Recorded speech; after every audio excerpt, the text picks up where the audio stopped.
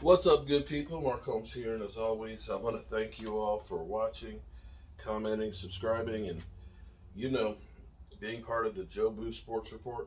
Without you guys and you ladies, you know that this literally does not work. We have our tailgate coming up, not this Sunday, but the following Sunday. I've talked to my man Jet D. He's going to be doing some briskets for us. We're going to have pulled pork. We're going to have Joe Boo wings. We're going to have some fun over at FedEx. And we're going to have a 65-inch TV out there. So if you don't want to get sewage poured on your head, that's okay. Because we got people that are going to be hanging in the parking lot. Anyway, in the meantime, we are dealing with the usual. We know Amari Cooper is still dealing with some of the after effects of COVID. And let me clarify something, because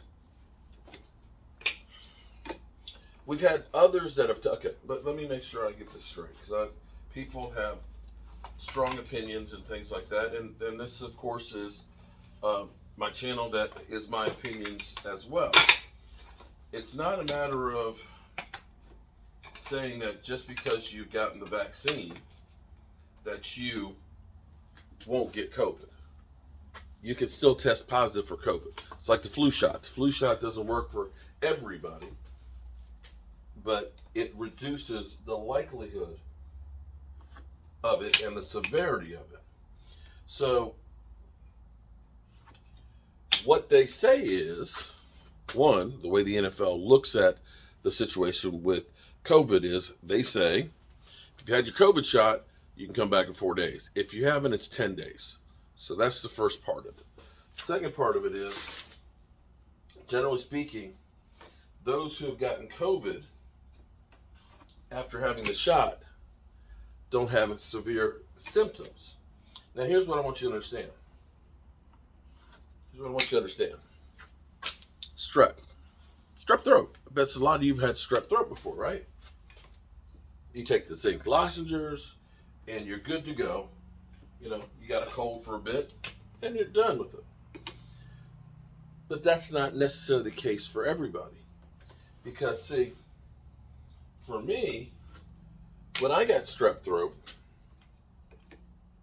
when I had strep, it attacked my blood system. Doesn't do this with everybody, but it did. It attacked me in my knee. Between Wednesday, I had a little soreness in my knee.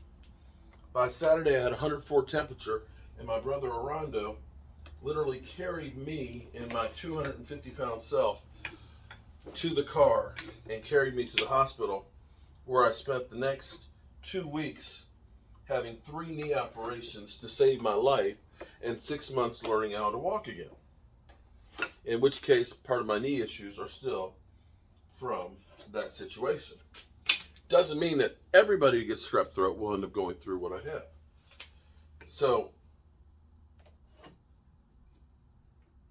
generally speaking, if you've had a COVID shot and you happen to test positive for COVID, your symptoms aren't that bad. I've had a lot of guys who have had the symptoms and had the shots, they come back with no after effects. But here we have a case study right now in Amari Cooper, who no longer tests positive for COVID, but still has lingering effects from it. He sat out the recommended time, the 10 days, but now is still feeling ill. Hypothetically, let's just say hypothetically, if he had taken the shot and what they say is true, that you don't get severe conditions, then you look at it and say, okay, he's already back and he's back at full go because he didn't have full-blown COVID. You follow what I'm saying? I think back to last year with Cam Newton. Cam Newton was playing outstanding until he got COVID. When he got COVID, all of a sudden, when he came back, he wasn't the same guy. And I'm just saying that is a possibility.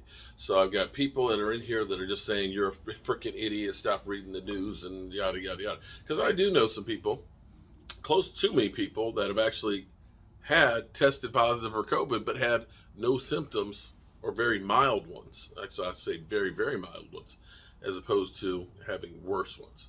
That's all I'm saying. Now, unfortunately, I'm sitting here running my mouth, and I forgot the guy's name. But it's about fitting for the Dallas Cowboys, because the officiating crew and the lead official that is leading us, or officiating us, is another one of these flag happy guys. This guy and his crew called more penalties on the Dallas Cowboys than any other team last year. So we got that.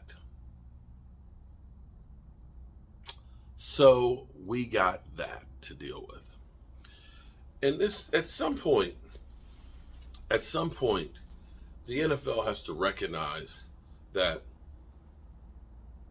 whether you like the Dallas Cowboys or don't like the Dallas Cowboys are the biggest draw and biggest moneymaker in the NFL. Okay? Even though y'all didn't like Jerry Jones making that deal with Nike, it opened up the floodgates to all the money that's in your pockets. Whether you like the Cowboys or not, you have to recognize that 38.5 million people watch them on Thanksgiving, which is putting money into all of the NFL.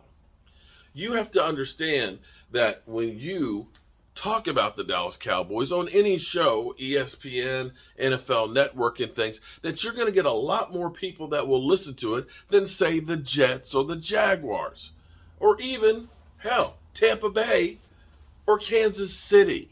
That the Dallas Cowboys are the biggest draw. Now, I'm not saying for the NFL to go ahead and say, you know what, Cowboys, you get a pass. We're just going to make it easier. I'm not saying to do that. I'm just saying, can the NFL give at least the Dallas Cowboys a fair shot and recognize that there is two worlds out there? There is how they play it with most teams, and then it's how they play it with the Dallas Cowboys. Because you can watch all of these other teams do the exact same thing, and even worse than what the Dallas Cowboys do, and don't get calls for it. This is where you kind of look and say, come on now. You're actually hurting the product on the field. Do you think that people really want to see 28 penalties called in the game and have a taste in their mouth that there's an agenda against this team? No. All I'm saying is, can a brother get a fair shake? And we can go on about Tristan Hill. I understand he shouldn't have. He should have had control. But a 2-game suspension? 2 games? Come on now. That's kind of a little harsh. I know it was technically after the game went off, but I've seen a lot of guys throwing a lot of punches and doing a lot of things that are worse. And yet, none of them got suspended. I've seen, here it is, CeeDee Lamb goes like this, yet he gets a big fine. Aaron Rodgers can do the discount double check and tell the crowd, the ones that are paying the money, I still own you, and that's okay. Come on. We need to get this stuff fair. Hope y'all having a great day. It's another one of those crazy ones here at the Joe Boo Sports Report. Mark Holmes, and, well, gonna keep on doing what we do. Peace.